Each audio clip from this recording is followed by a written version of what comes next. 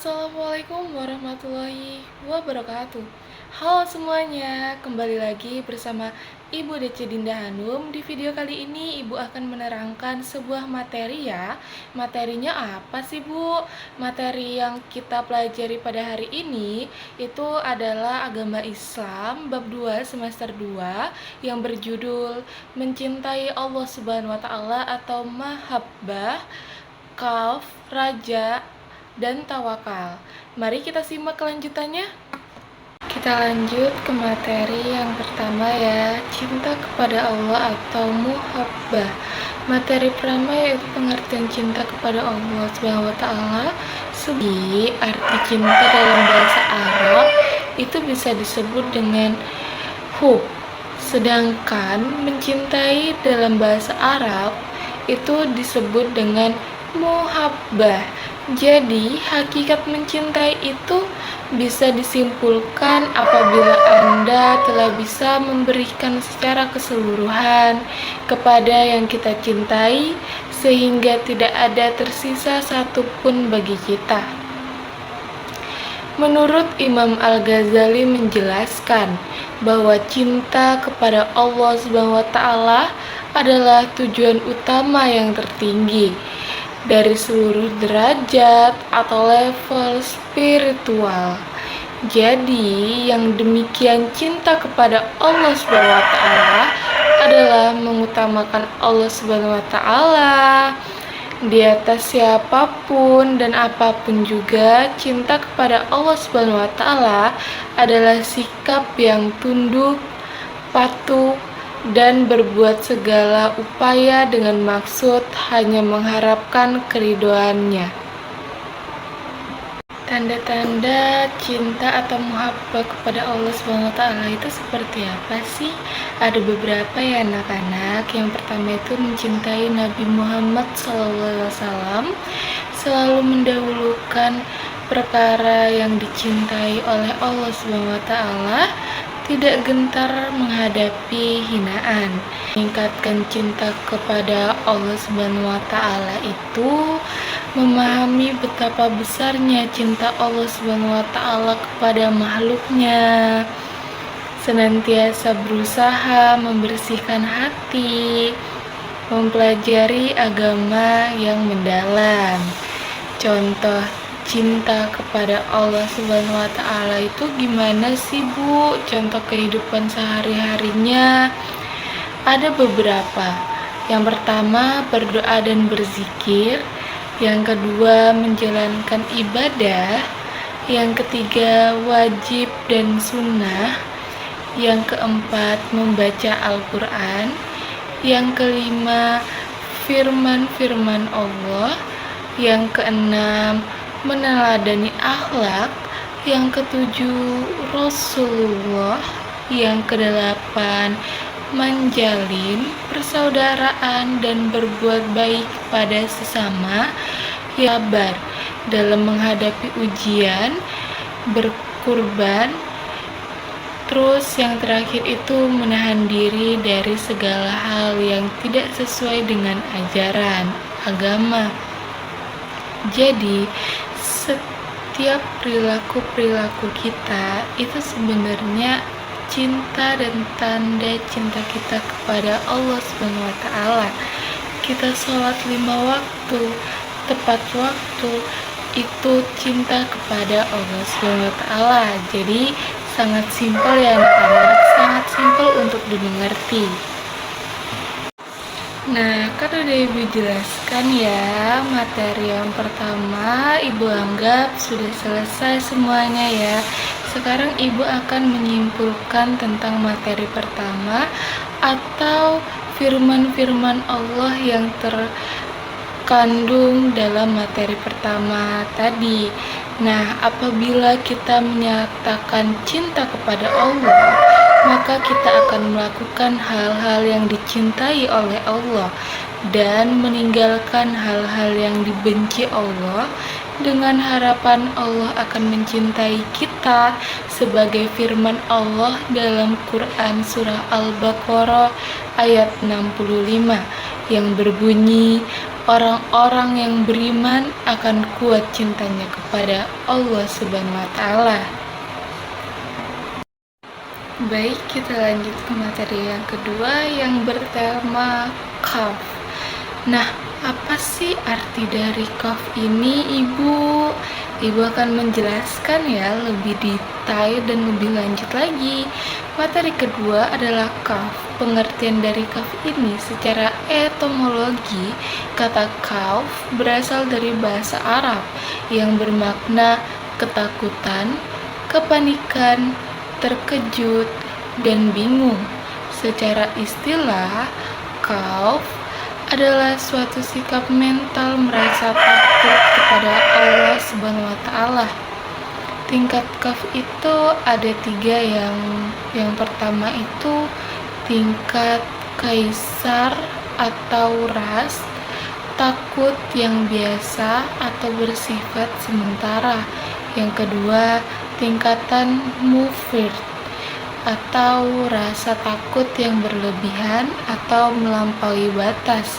Yang ketiga, tingkatan mu'tadil atau rasa takut sedang atau berada di tengah-tengah. Nah, sebab timbulnya kaf ini ada beberapa macam ya. Sebab timbulnya kaf ini meningkat dosa-dosa yang telah dilakukan, kekhawatiran melakukan kesembronoan, terus mengkhawatirkan sesuatu yang belum pasti terjadi dalam kehidupan. Nah, yang terakhir itu takut pada azab Allah Subhanahu wa Ta'ala. Tentunya di sini ada tanda-tanda seseorang takut khauf terhadap Allah Subhanahu wa Ta'ala. Seseorang yang takut khauf terhadap Allah Subhanahu wa Ta'ala itu tidak berani berbohong dan tidak menggibah. Hatinya bersih dari dengki, tidak pernah melihat hal-hal yang haram, dan tidak makan makanan yang haram. Nah, sekarang kita masuk ke penjelasan cara menumbuhkan sikap kaf. Cara menumbuhkan sikap kaf itu gimana sih, Bu? Yang pertama itu memperdalam ma'rifatullah atau mengenal Allah Subhanahu wa Ta'ala. Yang kedua, banyak mengingat kehidupan akhirat yang lebih kekal dan abadi. Yang ketiga, membaca kisah keteladanan Nabi, sahabat, dan para ulama. Yang terakhir itu mujahadah dengan riyadah. Ada pula firman-firman Allah tentang perilaku kaf dalam kehidupan sehari-hari, terdapat di dalam surah Al-Imran ayat 175, surah Al-Maidah ayat 44, dan surah Ar-Rahman ayat 46 sampai 48. Surah Al-Imran ayat 175 itu berisi tentang, maka janganlah kalian takut kepada mereka, tetapi takutlah kepadaku jika kalian benar-benar orang yang beriman. Lalu surat Al-Maidah ayat 44 yang berisi, karena itu janganlah kamu takut kepada manusia, tetapi takutlah kepadaku, dan janganlah kamu menukar ayat-ayatku dengan harga yang sedikit. Lalu kita lanjut ke surah Ar-Rahman ayat 46 sampai 48 yang berisi, orang yang takut kepada Allah akan mendapatkan 2 surga, maka nikmat Rob yang manakah yang kamu dustakan? Nah, di sini kita sudah paham ya apa sih arti kaf itu dan apa sih firman-firman dari perilaku kaf dalam kehidupan sehari-hari. Ibu lanjut ke materi ketiga ya. Baik, materi kedua yaitu raja. Ibu mau bertanya kepada kalian pernah nggak sih raja kepada seseorang atau kepada Allah Subhanahu wa Ta'ala? Atau masih ada yang belum tahu arti raja yang sebenarnya itu apa? Ibu jelaskan ya. Raja secara bahasa itu artinya berharap. Bisa berharap kepada manusia, tetapi lebih baik berharap kepada Allah Subhanahu wa taala ya. Sedangkan menurut istilah, raja adalah mengharapkan agar segala kegiatan atau kehidupan di dunia seperti ibadah mendapatkan ridho Allah Subhanahu wa taala. Ciri-ciri orang yang memiliki sifat raja itu sangat gampang. Mengawali setiap usaha dan niat baik, senantiasa berpikir positif dan dinamis, bersifat ulet dan pantang menyerah, selalu bertawakal kepada Allah Subhanahu wa taala dan selalu berusaha meningkatkan diri sendiri. Cara menumbuhkan sifat raja. Cara menumbuhkan sifat raja itu bisa kita tumbuhkan secara perlahan ya, senantiasa mengingat anugerah dan nikmat yang Allah SWT kasih kepada kita, mengedepankan sifat husnuzun kepada Allah SWT, tidak mudah pesimis jika mengalami suatu ujian. Manfaat memiliki sifat raja tentunya bermanfaat positif bagi kehidupan kita sehari-hari ya.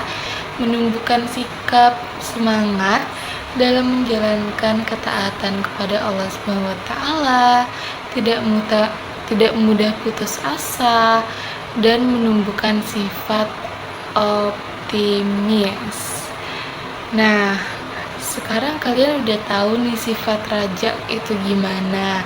Berarti kalian juga sudah tahu apakah diri kalian sudah meningkatkan kemampuan kalian, apakah diri kalian sudah beraja atau gimana. Ibu nggak tahu ya. Sekarang kita lanjut ke firman-firman Allah yang menjelaskan tentang adanya kehidupan raja. Jadi kesimpulan yang bisa kita dapat di materi raja itu, kita sebagai manusia harus berharap kepada Allah Subhanahu wa taala. Lebih baik kita berharap kepada Allah Subhanahu wa taala ketimbang kita berharap kepada orang lain. Kita harus selalu bersyukur adanya kenikmatan dari Allah Subhanahu wa taala. Kalaupun kita ada kesusahan, janganlah mengeluh, capek, segala macam ya anak-anak ya. Sekarang kita masuk ke firman dalil dari raja atau berharap. Adalah firman Allah Ta'ala yang artinya barang siapa yang mengharap perjumpaan dengan Robnya, maka hendaknya dia beramal dengan amalan soleh dan tidak menyekutukan sesuatu pun dalam beribadah kepada Robnya. Surah Al-Kahfi ayat 110. Nah, sebelum kita masuk ke materi yang terakhir yaitu tawakal, di sini Ibu akan menceritakan sebuah kisah yang bersifat dengan tawakal juga, supaya refreshing dikit, tidak terlalu menegangkan ya penjelasannya. Di tengah hiruk pikuk kehidupan, terkadang kita lupa bahwa bukan hanya konsep tapi juga aksi. Di suatu hari, Pak Husen, seorang nelayan di sebuah desa pesisir, baru saja kehilangan perahu kesayangannya karena badai. Ia merasa putus asa karena perahu itu adalah satu-satunya sumber penghidupan keluarganya. Namun Pak Husen adalah seorang muslim yang taat dan ia percaya kepada Allah Subhanahu wa taala. Pak Husen bercerita kepada istrinya, "Sayang, Kita kehilangan perahu, tapi kita punya Allah. Mari kita pasrahkan semuanya kepadanya dan teruslah berikhtiar. Pak Husain dan istri pun bersepakat. Mereka mencari pekerjaan sampingan untuk memenuhi kebutuhan hidup, sambil tetap berdoa dan berharap kepada Allah Subhanahu wa Ta'ala. Pak Husain pun mulai mengukir kayu untuk dijual, dan istrinya menjahit pakaian untuk tetangga. Meskipun kehidupan mereka sulit, Pak Husain dan istrinya tidak pernah mengeluh. Mereka selalu bersyukur atas apa yang mereka miliki dan terus berikhtiar dengan penuh semangat. Mereka berkeyakinan bahwa Allah SWT akan menolong mereka dan rezeki mereka akan datang dari arah yang tidak disangka-sangka. Suatu hari, Pak Husain bertemu dengan seorang pengusaha yang tertarik dengan hasil ukirannya. Pengusaha itu pun menawarkan Pak Husain untuk bekerja di perusahaannya. Pak Husain menerima tawaran itu dengan senang hati. Tak lama kemudian, Pak Husain pun mendapatkan pekerjaan tetap dengan penghasilan yang cukup. Ia dapat membeli perahu baru yang lebih besar dan lebih bagus dari yang sebelumnya. Pak Husain bersyukur kepada Allah Subhanahu wa Ta'ala atas nikmat yang telah diberikannya. Ia menyadari bahwa tawakal bukanlah perkara yang pasrah dan berdiam diri, melainkan tetap berikhtiar dengan penuh semangat dan menyerahkan hasilnya kepada Allah SWT. Nah, sekarang sudah mendengarkan cerita dari ibu kan? Sekarang ibu meminta kepada kalian bikin kesimpulan tentang cerita dari Pak Husain dan istrinya ya. Ibu kasih waktu beberapa menit. Nah, sudah menyimpulkan kan semuanya? Kesimpulan yang dari ibu sendiri itu, cerita ini tuh menunjukkan bahwa tawakal bukan hanya tentang pasrah, tetapi juga tentang terus berusaha dan mempercayai kekuasaan Allah Subhanahu wa Ta'ala. Ketika kita berikhtiar dengan bersungguh-sungguh dan menyerahkan hasilnya kepada Allah Subhanahu wa Ta'ala, maka Allah Subhanahu wa Ta'ala akan memberikan jalan keluar dan menolong kita. Semoga cerita ibu sangat bermanfaat ya. Sebenarnya ibu tidak pandai untuk bercerita. Sekarang kita lanjut ke materi kita, yaitu materi terakhir, tawakal. Di sini nanti akan ibu jelaskan lebih lanjut arti dari tawakal itu apa dan cara-cara bertawakal itu seperti apa sih? Tawakal, materi terakhir yang akan kita bahas ya. Tawakal ini secara bahasa berarti mewakili, menyerahkan, sedangkan menurut istilah tawakal adalah menyerahkan segala permasalahan kepada Allah Subhanahu wa Ta'ala. Jadi tawakal adalah tahap di mana seseorang sudah ikhlas menyerahkan semua keputusan kepada Allah Subhanahu wa Ta'ala. Ada pula ciri-ciri dari tawakal tersendiri ya. Ciri-ciri orang yang memiliki sikap tawakal itu gimana sih? Yang pertama itu selalu bersyukur apabila mendapatkan nikmat dan bersabar jika belum dapat. Yang kedua, tidak perlu berkeluh kesah. Jadi kalau misalkan kita mempunyai masalah, kita tidak perlu berkeluh kesah untuk capek, males, itu tidak perlu ya. Kita harus semangat untuk menjalankan kehidupan kita. Yang ketiga itu tidak meninggalkan usaha dan ikhtiar untuk mencapai sesuatu. Nah, poin yang ketiga itu adalah poin yang Ibu ceritakan di tadi ya.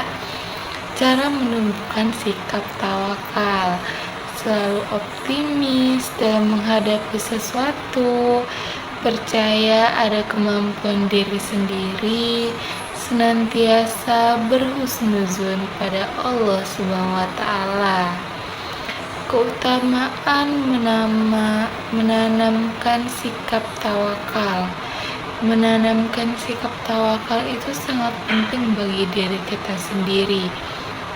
Yang pertama itu, tawakal merupakan bagian dari iman. Allah akan memenuhi kebutuhannya, mendapatkan kebaikan dunia dan akhirat. Baik, keutamaan menanamkan sikap tawakal. Keutamaannya itu, tawakal merupakan bagian dari iman. Allah akan memenuhi kebutuhannya, mendapatkan kebaikan dunia dan akhirat. Firman-firman Allah tentang tawakal itu apa sih? Ada dalam surah Al-Maidah ya anak-anak, yang berisi serta hanya pada Allah lah kalian bertawakal jika kalian sahih-sahih orang yang beriman. Surah Al-Maidah ayat 23. Jadi bisa kita simpulkan tentang materi pertama sampai materi terakhir itu perjalanan spiritual menuju Allah SWT merupakan proses panjang yang membutuhkan keikhlasan, kesabaran, dan usaha terus-menerus. Cinta kepada Allah Subhanahu wa Ta'ala atau mahabbah kepada Allah Subhanahu wa Ta'ala, kaf dan raja tawakal adalah 3 pilar utama yang akan menuntun kita menuju kebaikan sejati, baik di dunia maupun di akhirat. Semoga kita selalu diberi hidayah dan kekuatan untuk menjalani perjalanan spiritual ini dengan baik. Kita sebagai manusia juga ada kalanya kita capek, kita berputus asa, kita menyesal, kita menangis karena sebuah masalah, tetapi kita harus ingat ada Allah Subhanahu wa Ta'ala yang membantu semua permasalahan kita. Berharaplah kepada Allah Subhanahu wa Ta'ala, jangan berharap adanya makhluk hidup yang ingin membantu kita. Berharap kepada makhluk hidup itu boleh, tetapi lebih baik berharap kepada Allah Subhanahu wa Ta'ala. Sholatlah ketika kita berbuat kesalahan. Sholatlah ketika kita menghadapi permasalahan. Sholat itu kunci pertama dari permasalahan di kehidupan kita. Kita mempunyai masalah, sholatlah, meminta doa kepada Allah Subhanahu wa Ta'ala dan meminta petunjuk kepada Allah Subhanahu wa Ta'ala. Jangan melupakan Allah Subhanahu wa Ta'ala kepada diri kita sendiri.